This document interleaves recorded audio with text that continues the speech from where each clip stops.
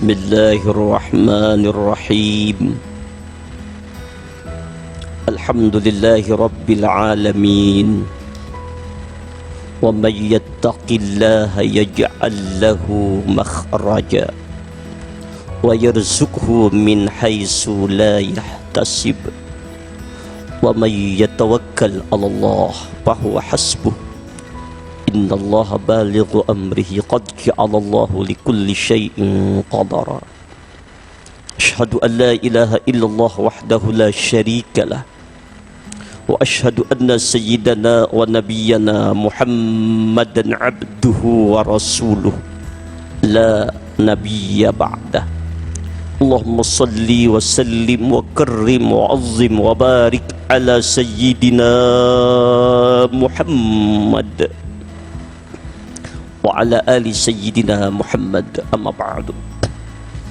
Kita lanjutkan pelajaran bab munajat akhir dari terjemahan kitab Al-Hikam.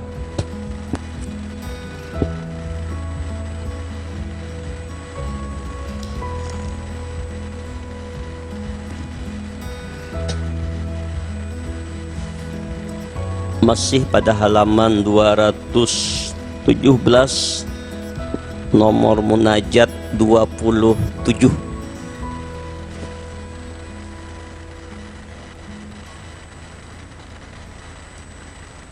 Bismillahirrahmanirrahim. Ilahi akhrijni min dhulli nafsi tahhirni min syaqqi wasyirki qabla hululi ramsi bika astansiru fansurni wa alaika atawakkalu fala takilni wa iyyaka as'alu fala tukhayyibni wa fi fadlika arghabu fala tuhrimni wa li janabika antasibu fala tub'idni wa bibabika aqifu fala tadrudni fala tatrudni. Rabbku, keluarkanlah aku dari kerendahan hawa nafsuku dan bersihkan aku dari keraguan dan syirik sebelum masuk ke lubang kuburku, yakni dibebaskan dari tawanan hawa nafsu, dan mohon keyakinan yang dapat menghilangkan segala ragu dan syirik.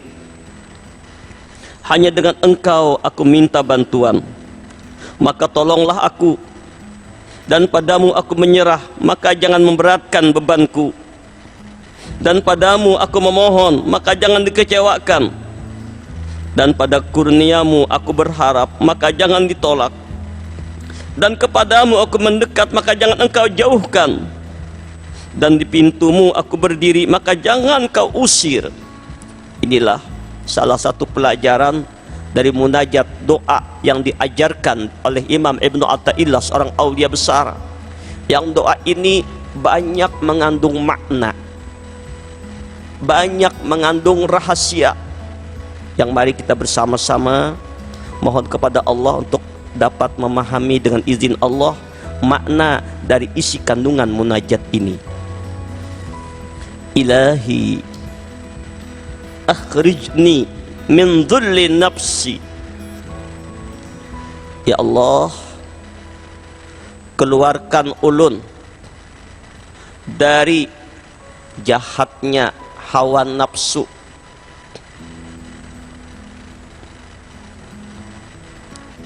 wa ma ubarri'u nafsi inna nafsa la ammaratun bisu illa ma rahima rabbi. Ujar Nabiullah Yusuf dalam Al-Quran, Allah mengkabarkan,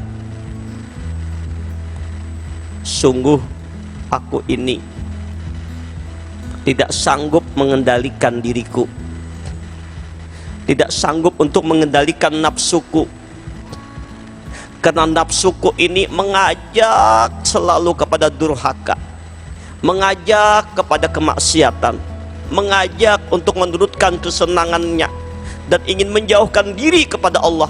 Illa ma rahima rabbi, kecuali orang-orang yang mendapat rahmat dari Allah. Maka itu sungguh kita ini la haula wala quwata illa billah.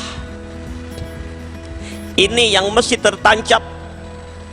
Sebagai seorang hamba hendaklah menancapkan kaidah dan akidah hakikat di batin, la haula wala quwata illa billah. Ujar Rasulullah, siapa yang memperbanyak membaca ini dan menghayatinya, yang mengamalkannya, meresapkannya, mendarah daging dalam dirinya, kanzun min kunuzil jannah, ini perbendaharaan surga. Suatu hari baginda Rasul sallallahu alaihi wasallam memanggil Sayyidina Ali karamallahu wajhah. Ali, tahukah engkau apa makna hakikat dari la haula wala quwata illa billah? Jibril baru saja datang mengkabarkan kepadaku maknanya. Tentu dari Allah.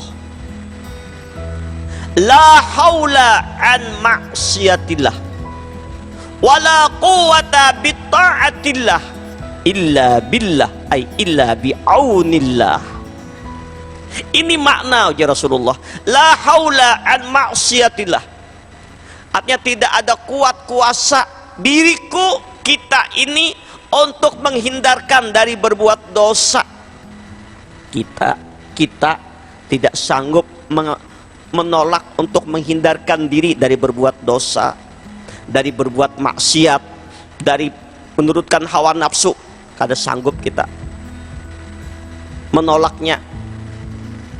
Illa bi'aunillah, kecuali dengan pertolongan Allah.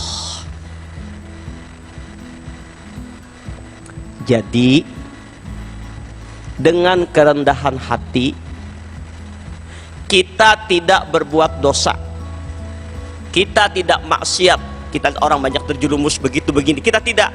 Bukan karena iman kita, bukan karena ilmu kita, bukan karena riyadhah kita yang banyak, zikir kita, tahajud kita, munajat kita, bukan. Kita terhindar dari berbuat dosa semata-mata Allah yang menghindarkannya. Ini tolongnya Allah.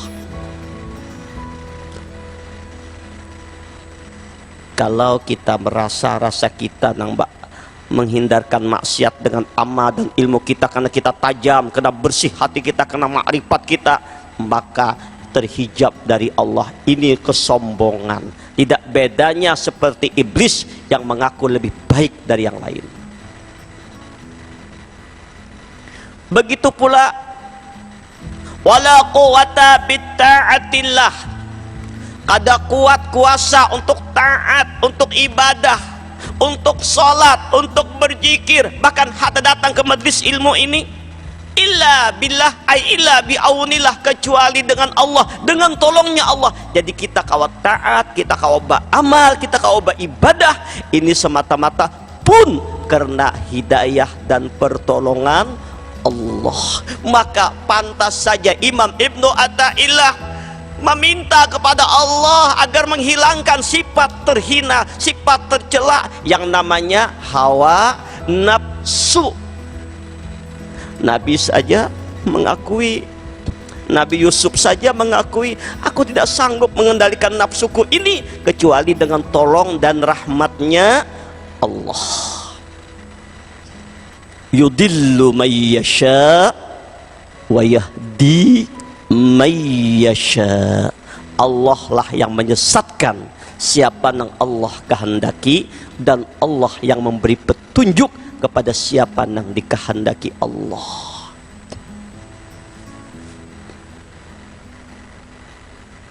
Lihat satu kabar gembira dari Allah.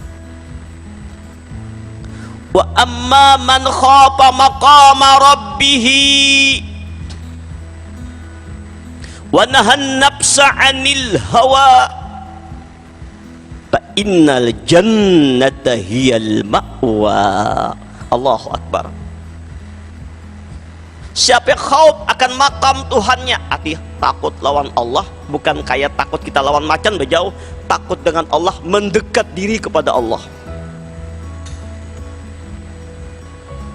Wa nahan nafsa 'anil hawa, lalu dia mengendalikan nafsunya. Yang nafsu itu mengajak kepada dosa, kepada maksiat, durhaka, buruk sangka kepada Allah. Maka itu kalau kita lihat satu hadis Nabi, hujibatin naru bisyahwat wa hujibatil jannah bil maqarih. Neraka itu dihiasi. Untuk dapat neraka itu dihiasi dengan yang enak-enak, dengan yang nyaman-nyaman menurut nafsu. Orang puasa inya kada puasa nyaman, segala macam nangkat yang menurut nafsu nang nyaman-nyaman. Subuh jam 4 jam 5 bangun, berat menurut nafsu. Guring nyaman menurut nafsu, jadi subuhnya jam 9 nyaman menurut nafsu. Jadi neraka itu dibuat segala yang nyaman-nyaman menurut nafsu, jadi sekehendak menurut keinginan nafsu, itu neraka. Tapi sebaliknya surga dihiasi dengan pengorbanan, perjuangan, susah payah, tahajud melawan takantuk, subuh berzikir, beramal, beribadah. Terutama anak-anak muda mengendalikan nafsunya untuk tidak berbuat dosa dan maksiat, berat. Makanya kata Allah, wa amma man khafa maqama rabbih wa nahan nafsa 'anil hawa, dia kendalikan nafsunya. Nafsu ini mengajak orang kepada maksiat, kepada durhaka, ditopang oleh syaitan. Ini dua kekuatan yang mengajak untuk jauh dari Allah. Dia mampu menundukkan nafsunya untuk tunduk kepada Allah. Nafsu ammarahnya menjadi nafsu mutmainnah. Innal jannata hiyal ma'wa, maka sorga tempatnya. Anak-anakku, para santri, sorga tempatnya. Pada jamaah, sorga tempatnya. Memang susah, disambati orang macam-macam, sabar, nafsunya kadang marah, tenang, sabar. Dapat cobaan ujian, sabar.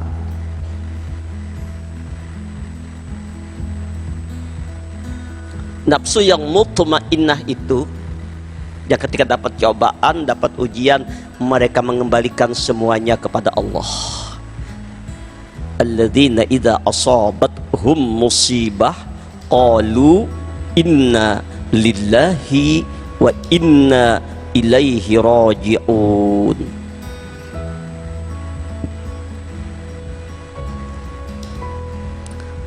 Allahu Akbar. Mudah-mudahan Allah Subhanahu wa ta'ala membimbing kita, memberi hidayah kepada kita, sehingga kita dapat tertuntun untuk bisa mengendalikan hawa nafsu yang mengajak kepada dosa dan maksiat. Makanya 17 kali kita minta kepada Allah di dalam salat, ihdinas siratal mustaqim.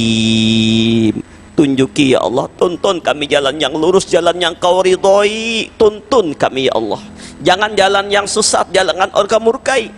Bahkan abah guru mengajarkan kepada kita, Bahari Sidin, setiap sujud dalam salat, setelah membaca, terserah membaca subhana rabbiyal a'la wa bihamdih, boleh, atau membaca subhanakallahumma rabbana bihamdika allahumma ighfirli, boleh. Baca ihdinas siratal mustaqim sekali, paling kada 3 kali atau 7 kali, bagus, supaya Allah tuntun. Ilahi akhrijni min dhulli nafsi wattahhirni min syaqqi wasyirqi qabla hululi ramsi. Ya Allah, bersihkan diriku ini dari sifat syak dan syirik sebelum masuk ke dalam kubur. Kalau penyakit syak, penyakit syirik masih tertanam dalam hati kita, kada barasih Pak Ai, sampai ke mati kita bawa sifat syirik nih, sampai ke mati penyakit syak ini kita bawa, maka tidak ada jalan pembersihnya adalah api neraka. Dosa-dosa kita, baik dosa zahir nang kelihatan atau dosa batin nang kada kelihatan, seperti ujub, riya, sum'ah, takabur, syak, syirik khafi, syirik jali, syirik khafiyul khafi, kalau kada dibersihkan di dunia ini, dan pembersih alatnya dosa zahir dan dosa batin ini hanya dua, dengan dua api. Ulun ulangi, membersihkan dosa zahir nang maksiat nang macam-macam, montong melihat nang maksiat gawin nang kada kakaruan, atau dosa batin, membersihinya Pak Ai hanya dua buai pada jamaah sekalian at-tawabin, dengan dua api. Yang pertama, api penyesalan dari segala dosa yang pernah kita lakukan masa lalu, dosa dan maksiat kita yang pernah kita gawi bahari-bahari nang macam-macam, baik dosa zahir termasuk juga dosa batin, ada riya, ada ujub, ada sum'ah, ada takabur, dan macam-macam penyakit-penyakit batin yang lain, iri, dengki yang ada di hati ini. Kita menyesal, kita bertobat, kita minta ampun kepada Allah, kita ingat dosa kita. Jadi syarat tobat diterima, kita ingati dosa bahari, bayangkan, hadirakan dosa-dosa kita. Nah kayak apakah hadirkan, rasakan ada di hadapan kita. Nah, dosa zahir begini-begini, dosa batin yang orang kada tahu, hanya Allah dan kita yang tahu dosa kita. Hadirkan sifat riya kita, takabur kita, ujub kita, sombong kita, nang iri dengki, macam-macam, hadirkan. Lalu dengan penuh penyesalan kita meminta ampun kepada Allah. Lalu lidah kita membaca istighfar, Astaghfirullahaladzim, Astaghfirullah Rabbi min kulli dzambin wa atubu ilaih, Rabbighfirli warhamni wattub alayya, Rabbighfirli warhamni wattub alayya, dengan penuh penyesalan. Bila perlu sampai keluar banyu mata. Kenapa orang itu sampai keluar banyu mata? Ingat dosa. Karena hatinya tabakar akan takutnya akan murka Allah, akan azab Allah. Coba amun kita bahari Pak Bu bahari, ini zaman kakanakan, ini zaman neo lain pulang kisahnya. Zaman bahari amun bamasak abah mama bahari pakai apa yo? Kayu. Ini kompor gas sudah cek. Ada kompor gas lagi pakai listrik cek. Canggih sudah weh ini. Pakai kayu. Itu kayu kalau terbakar ujungnya terbakar ini menyala. Ujungnya yang satu ini terbakar, di sininya di hati japian. Keluar apa yo? Buih, ya kada bebanyuan nya apa kayu aja terbakar menangisnya, keluar air mata. Jadi orang-orang yang terbakar dengan dosa-dosanya, maka air matanya bercucuran, karena hidup ini cuma setumat. Makanya takut dengan murka Allah, takut dengan azabnya Allah, takut dengan siksanya Allah, lalu dia bercucuran air mata. Ujar Rasulullah, la yalijun nara rajulun baqa min khasyatillah hatta ya'udal labanu bid-dar'i, tidak akan dibakar di neraka orang yang pernah berbuat dosa, berbuat maksiat, berbuat kesalahan, lalu menyesali akan dosanya, dia menangis kayak Abu Nawas menangis, ilahi las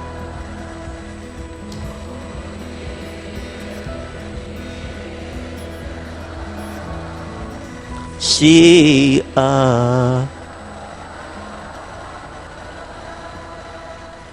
wala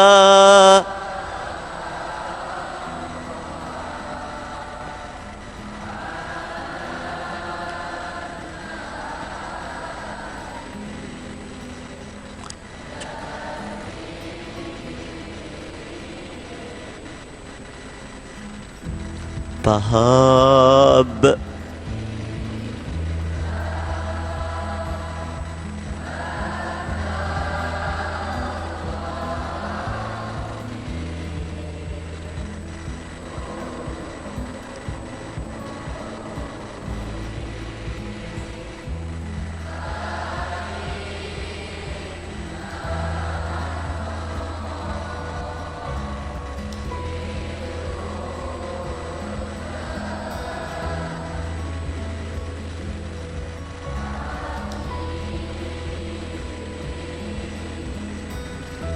Ilahi lastu lil firdausi ahla. Ini di kampung-kampung kami bahari, di kampung kami di Sampanahan tuh, orang-orang tua kami, guru-guru kami bahari di kampung, habis sembahyangan Jumat biasanya ini dibaca nih, ilahi lastu lil firdausi, jadi wiritan. Kayaknya di Tanjung sama aja juga, di mana-mana. Ini kebetulan ada di sanak ulun nih, Adinda ulun nih, tuan guru besar kita di daerah Kota Baru. Beliau juga datang ke sini silaturahim, mungkin mengantar keluarga anak untuk mondok di Nurul Mustafa. Tadi juga Bu, yang mengaji tadi juga itu salah satu santri baru kelas 1 aliyah Nurul Mustafa mengaji tadi. Ini salah satu santri baru. Kebetulan kalau pian dengar suaranya mungkin karena beliau itu dulu pernah juara nasional di Nusa Tenggara Nusa Tenggara Barat dulu, pada saat tingkat anak-anak dulu. Jadi pas saja buai, mudah-mudahan dengan adanya banyak nih yang masuk dari beberapa daerah yang bagus-bagus suara-suaranya, mungkin yang lain akan menyatu nanti. Takawan orang berjual minyak harum 4 bau harum, takawan orang berjual acan 4 bau acan. Lihat ini Abu Nawas, ilahi lastu lil firdausi ahla. Ya Allah, rasanya ulun ini kada pantas menjadi penghuni surga, kada pantas ulun ya Allah. Padahal Abu Nawas wali besar, ibadahnya luar biasa, tapi sin merasa paling hina, paling banyak dosa, paling banyak kesalahan. Ternyata para wali-wali, orang-orang yang soleh itu di hati mereka Bapak Ibu tertanam perasaan banyak dosa, paling hina. Inilah yang disebut dengan Allah tanamkan sifat tawadu. Allah nang maandaki tanda sifat tawadu itu, inya merasa dirinya nang paling hina, orang lain paling baik, orang pada dirinya inya nang paling jahat, nang paling kada baik. Ini lihat waliullah Abu Nawas. Tapi ya Allah, walaupun ulun kada pantas menjadi penghuni surga, wala aqwa 'alan nari jahimi, ulun pun kada tahan jua ya Allah, kada sanggup jua dibakar di neraka, kada sanggup ulun. Fahabli taubatan waghfir dzunubi fa innaka ghafiruz dzambin azimi. Maka itu terima taubat ulun ya Allah, ampuni dosa ulun ya Allah. Nah, pembersih dosa zahir batin dengan tobat, mengatakan dengan taubat dan istighfar. Inilah yang dikabarkan oleh Allah dalam Al-Quran, innallaha yuhibbut tawabin wa yuhibbul mutatahhirin. Allah sangat amat mencintai orang yang tawabin dan orang-orang yang mutatahhirin. Apa itu tawabin? Apa itu mutatahhirin? Ini Bapak Ibu ada dua tingkatan. Ada kelompok awam namanya taibin. Apa taibin?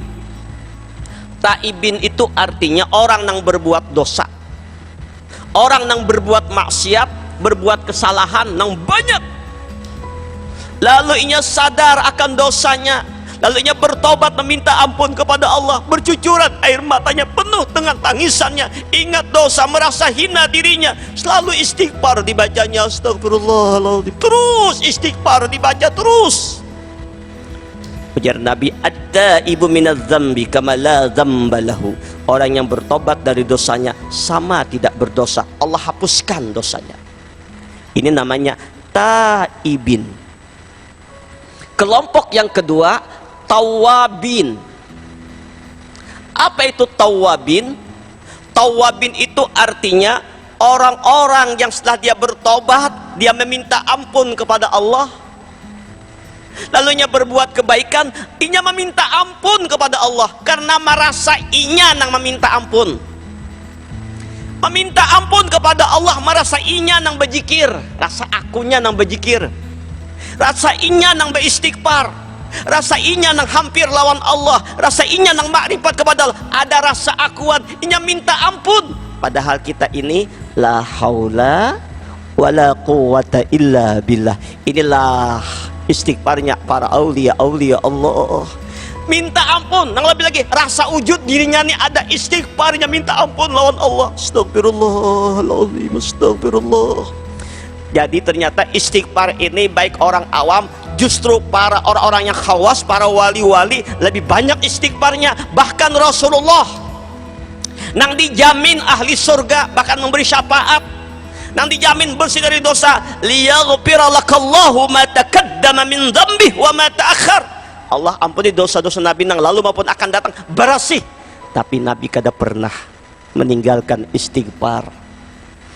Paling kurang, lebih nih, paling kurang sedikitnya 100 kali istighfar, lebih lagi. Kenapa? Karena Allah menjanjikan, innallaha yuhibbut tawwabin wa yuhibbul mutatahhirin. Tanda orang itu dicintai Allah,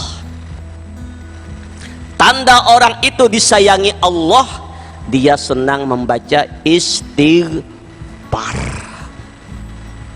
Tanda orang diberikan jalan keluar hidupnya oleh Allah, man lazimal istighfar. Ujar Nabi, siapa yang melazimkan istighfar, Allah akan berikan jalan keluar dari segala kesulitan hidupnya.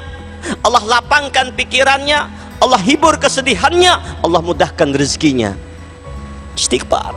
Istighfar orang awam, istighfar dari dosa dan kesalahan. Istighfar orang khawasul khawas, istighfar rasa aku nang beristighfar, rasa aku minta ampun. Istighfar orang-orang arif billah, istighfar rasa wujud dirinya ada, astagfirullahaladzim, astagfirullahaladzim, astagfirullahaladzim. Istighfari riya kita, ujub kita, sombong kita, terus istighfar, pembersihan rasa ujub, syirik, syak, istighfari, bersihkan, bersihkan, minta. Jadi tanda Allah membersihi penyakit batin kita bila Allah menggerakkan muntung kita beristighfar, hati kita menyesali dosa dan kita merenungi kesalahan kita untuk memperbaiki. Nah, kalau penyakit syak, penyakit syirik ini kada kita barasihi mulai sekarang, penyakit batin ini kada dibarasihi mulai wayah ini, ketika kita akan meninggal dunia ini tabawa, ini nang menyiksa kita di kubur, ini nang jadi kalajengking, ini nang jadi api, ini nang jadi ular, nang menyiksa. Bahkan kada cukup di kubur dibersihi, sampai ke neraka dibersihi lagi penyakit ujub, ria, sum'ah, takabur, dibersihi lagi.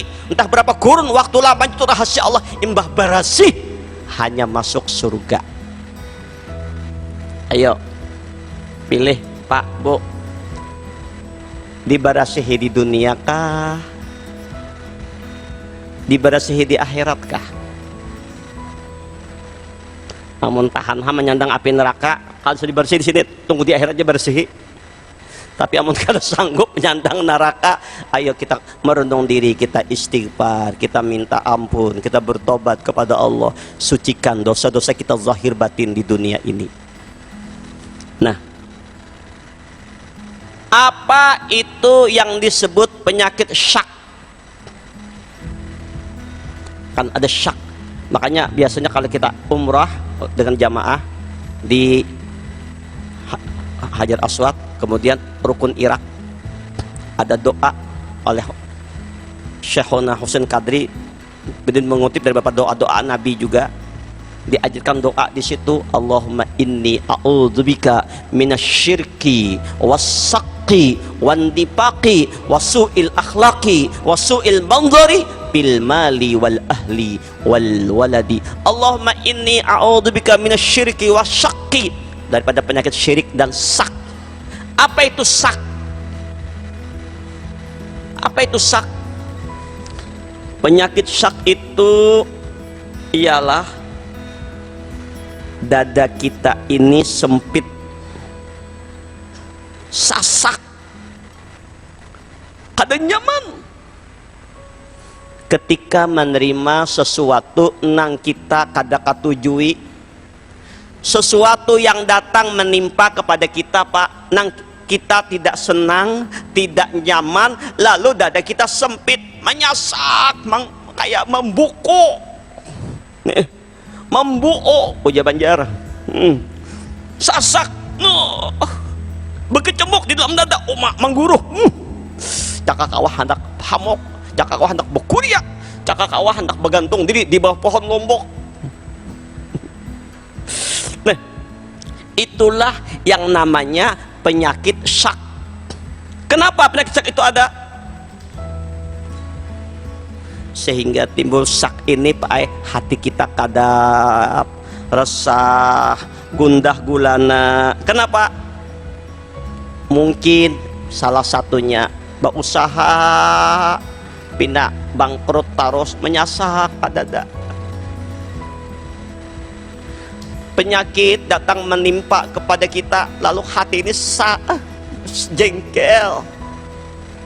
Orang bertamu pina merangut lawan kita, lalu langsung dada kita asa menyasak, asa kata kau guring, mbah diranguti orang tadi malam-malam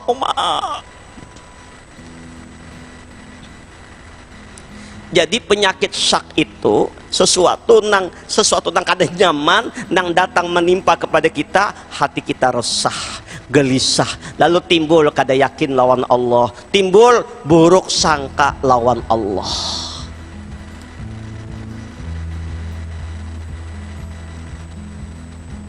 Berkecamuk di hati. Mungkin ekonomi sulit, mungkin dipitnah orang, memikir belanja nak isok ada cukup.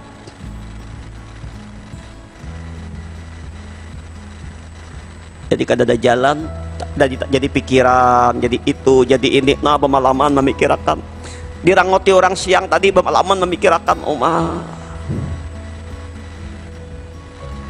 abahnya kada singbulikan, bermalaman kada kau guring menyasak. Nah, itulah yang disebut dengan penyakit syak. Apa syak? Ragu-ragu lawan Allah, kada yakin lawan pertolongan Allah, kada yakin lawan tolongnya Allah, kada yakin lawan bantuan Allah. Nah, kalau ini kada kita barasi sampai ke mati ini, nang membuat su'ul khatimah. Alamat orang itu meninggalnya, matinya su'ul khatimah, su'uzan billah, buruk sangkainya lawan Allah dan buruk sangkainya lawan hamba Allah. Alamat matinya itu husnul khatimah, husnuzan billah, husnuzan bi'ibadillah. Hendaklah kita berbaik sangka lawan Allah dalam segala hal, dan tancapkan keyakinan bahwa setiap apapun yang datang kepada kita ini hakikatnya adalah Allah menguji. Walanabluwannakum bisyai'im minal khawfi wal ju', wa naqsim minal amwali wal anfusi was samarat wa basyiris sabirin.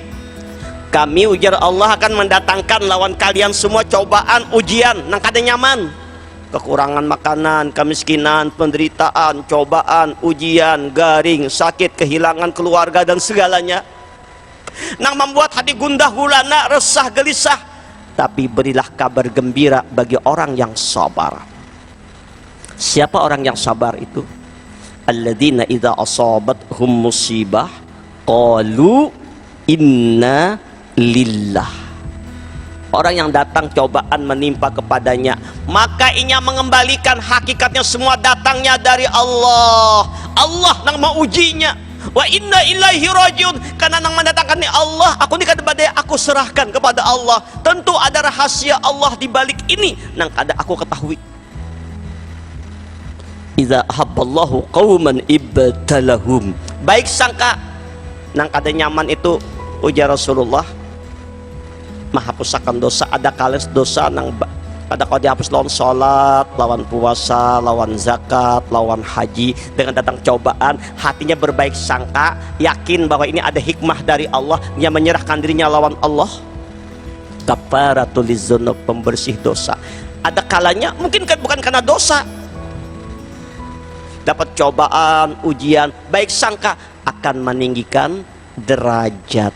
Maka untuk menghilangkan penyakit syak ini, maka yakinlah akan pertolongan Allah, berbaik sangkalah kepada Allah dengan janji Allah, wa may yatawakkal 'alallah fahuwa hasbuh. Siapa saja yang menggantungkan dirinya lawan Allah, Allah cukupkan segala-galanya. Maka itu mari kita lihat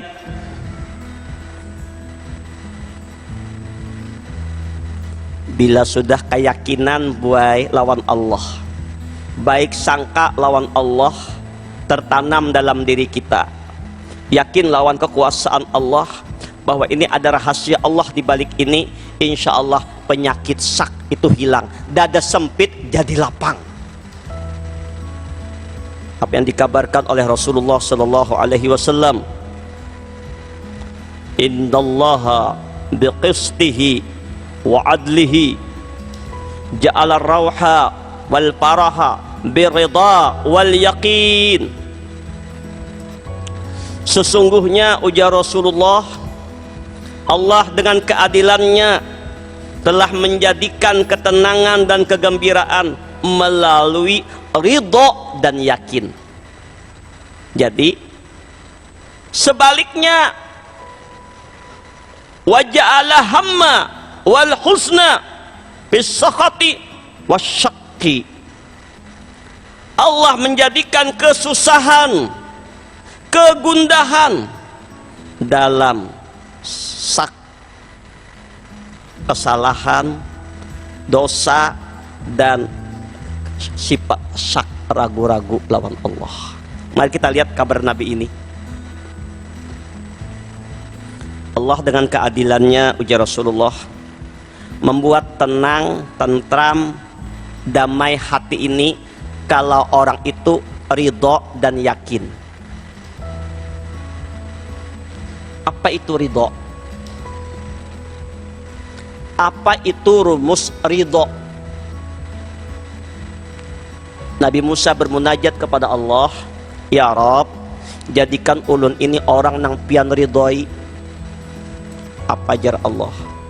Hai Musa, ridhaku itu terletak di mana menurut nafsumu tidak engkau senangi. Apa yang datang kepadamu lalu ikam kada nyaman, kada senang, lalu ikam ridho menerimanya. Nafsumu kada katuju tapi engkau senang, ridho menerimanya. Aku ridho. Contoh Bu, kira-kira di sini adalah nang hakon sakit gigi.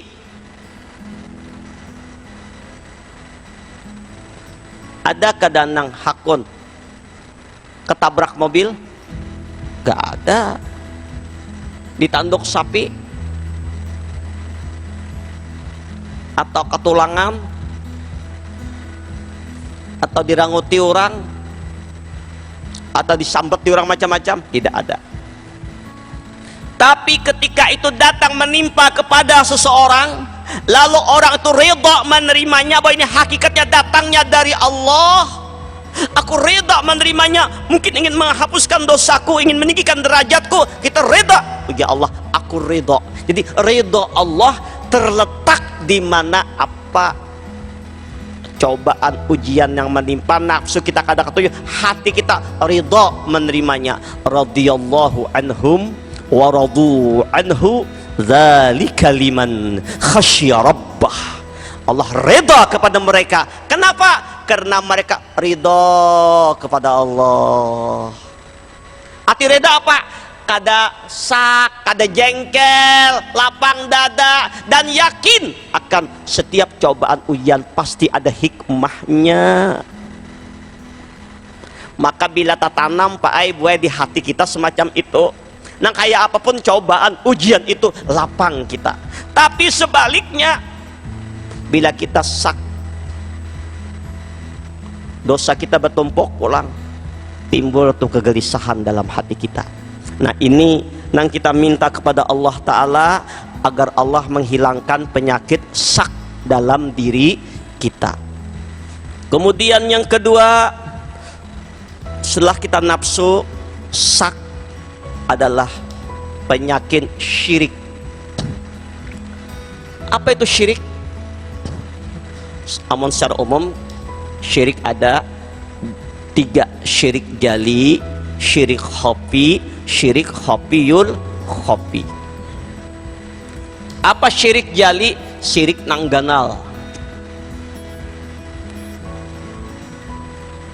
Malam Kamis, malam Senin, malam Jumat, maandak kopi pahit, kopi manis, dengan harapan datu-datu kada mengganggu anak cucu, dengan harapan supaya rezekinya berlimpah, supaya Datuk mau minum kopi pahit, kopi manis. Hamok Datuk, apa kok kopi pahit ya Datuk?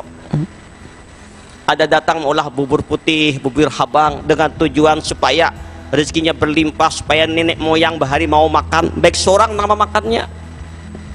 Nah ini syirik jali nih. Ada syirik khafi, banyak kalau kita bahas nih, waktu kita kada cukup. Di antara syirik khafi, bergantungnya hati kita kepada sebab-sebab adanya sesuatu. Bergantungnya hati kita kepada sebab-sebab adanya sesuatu, sedangkan kita lupa pada yang menciptakan sebab itu, yaitu Allah. Misalnya kita mengandalkan kepintaran otak kita, mengandalkan ilmu kita, mengandalkan usaha kita, mengandalkan harta kita, mengandalkan anak kita, mengandalkan tetangga kita, mengandalkan kekuatan orang lain, sehingga kita menganggap itulah yang bisa mengangkat derajat, nang menolong kita, nang membantu kita. Tahijab Allah dibalik itu namanya syirik. Kok kada begawi ini kada pacang dapat makan kakak-anak deh. Amun kada bawa obat ke dokter kada pacang sembuh aku. Nah, andaknya ini bukan pada penampilan tapi di hati. Melepaskan syirik tadi dengan menggantungkan hati kepada Allah atau tawakal lawan Allah. Menancapkan ilmu tauhid kepada Allah. Jadi di hati kita Pak Ai, rezeki datang kepada kita bukan karena diusahai. Biar berusaha tumbang tumbalik, kalau Allah kada mendatangkan tidak akan datang. Biar kada berusaha guring aja di rumah, Allah menghendaki datang. Penyakit biar kada bawa obat ke dokter, kalau Allah menghendaki sembuh. Biar berobat ke dokter yang canggih ke mana aja, namun Allah menghendaki mati juga. Ini andaknya di dalam hati, bukan di muntong. Syariat tetap berdagang, syariat tetap berobat, Syariat tetap berusaha, tapi hati kita yakin semuanya tidak kena sebab apa-apa. Kalau Allah menghendaki sembuh, akan sembuh. Kalau Allah menghendaki sakit, akan sakit. Dan ini yang terjadi. Coba kita lihat keyakinannya Nabiullah Ibrahim alaihissalam ketika akan dibakar oleh Raja Namrud. Para malaikat mengadu lawan Allah, ya Rabb, itu Ibrahim kekasihmu ya Allah akan dibakar oleh Namrud. Hanya dia satu-satunya ya Allah, hambamu yang beribadah. Di amun habis Ibrahim, siapa lagi yang beribadah? Abud malaikat. Ya Allah, kalau kalian ada kemampuan untuk menolong Ibrahim, silahkan tolong. Datanglah malaikat Mikail.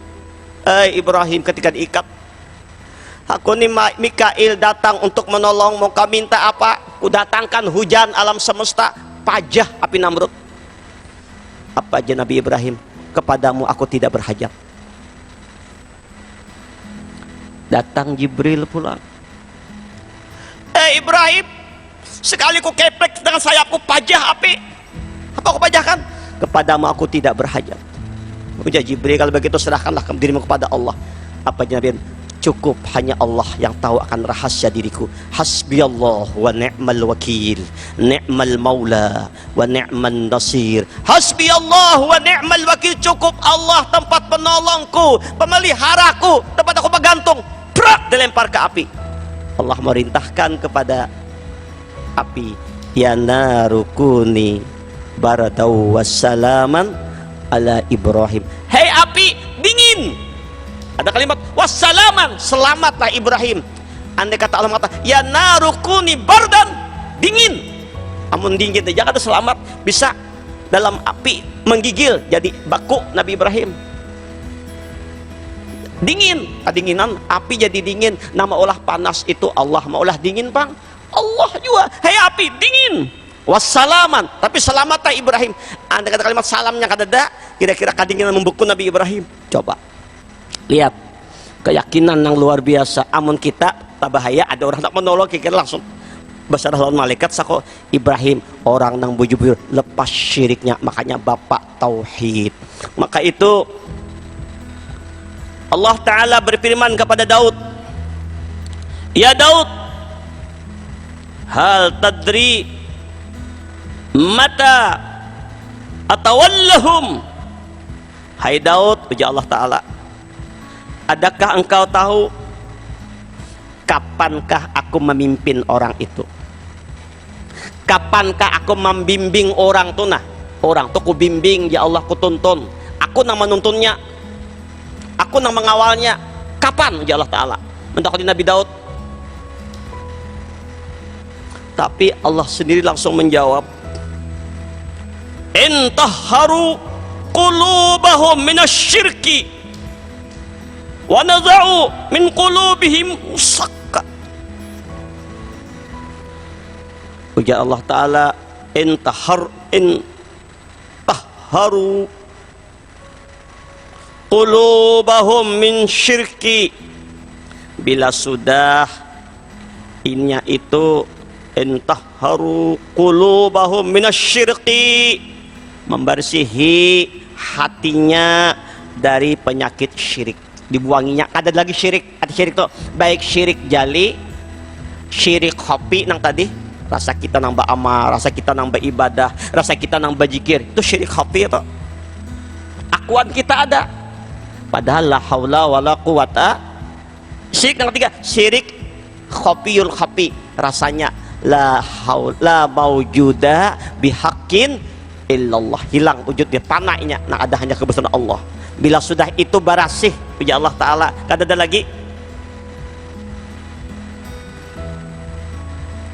Dan wa naza'u min qulubihimus syaqi, dan mereka telah mencabut keraguan dari hati mereka itu. Jadi ragu, sak lawan Allah, kadang yakin lawan keadilan Allah, yakin dengan janji Allah, hilang syiriknya, bergantung hatinya kepada Allah penuh, maka Allah lah yang menuntunnya. Inilah makna ayat wa huwa ma'akum ayyinama kuntum. Allah bersamamu dimanapun engkau berada. Barangkali mari kita telaah satu hadis di penghujung pelajaran kita malam ini, hari ini.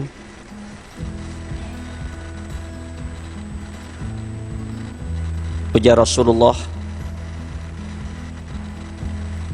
man kanat akhiratu hammahu ja'alallahu ghinahu fi qalbihi wa jama'alahu syamlahu wa atathu dunya wa hiya raghimatun. Siapa, ujar Rasulullah, nang menjadikan akhirat tujuannya, Allah wadah bagantungnya, ilahi anta maksudi waridaka matlubi a'tini mahabbataka wa ma'rifataka, itu mendalam dalam hatinya, ja'alallahu ghinahu fi qalbihi, Allah menjadikan hatinya sugih. Jadi orang miskin tuh Pak, biar banyak harta tapi kada senang, kada nyaman, sakurang terus miskin. Biar kada sing duitan, rumah digubuk, makan sapiring balima, tapi hati bahagia. Siapa nang Allah tujuannya, maka Allah akan jadikan hatinya lapang, kaya. Wa jama'alahu syamlahu, Allah kumpulkan kekuatannya, Allah berinya kuat, tegar dalam menghadapi cobaan, karena lawan Allah gantungannya sudah. Wa atathu dunya wa hiya raghimatun, dan Allah datangkan dunia, dunia datang nah basarah, nah ya motor, nah ya sarang burung pipit, nah macam-macam basarah dunia, tapi nya kada hirau dengan itu lagi. Dunia datang nah dengan hina, nah ada nang basarah sih, masalah macam-macam basarah tuh Pak, barataan basarah, paham lapian ngalihai basarah barataan, bingung sidin orang basarah barataan, dunia basarah, semuanya basarah sudah. Allah, coba. Tapi ya Rasulullah, man kanat dunya akbara hammihi, tapi siapa dunia nang tujuannya, dunia nang paling ganda di hatinya, berusaha untuk dunia lupa akhirat, ja'alallahu faqrahu baina ainaihi, Allah jadikan kemiskinan di antara dua matanya. Orang itu stres, gelisah, resah, kada kecukupan. Wa farraka alaihi syamlahu, dan Allah mencerai beraikan kekuatannya, kada berdaya, kada bersemangat, loyo, kada kekuatan lama. Dunia bapingkot dunia lamahnya lamah juga, dunia hancurnya hancur juga.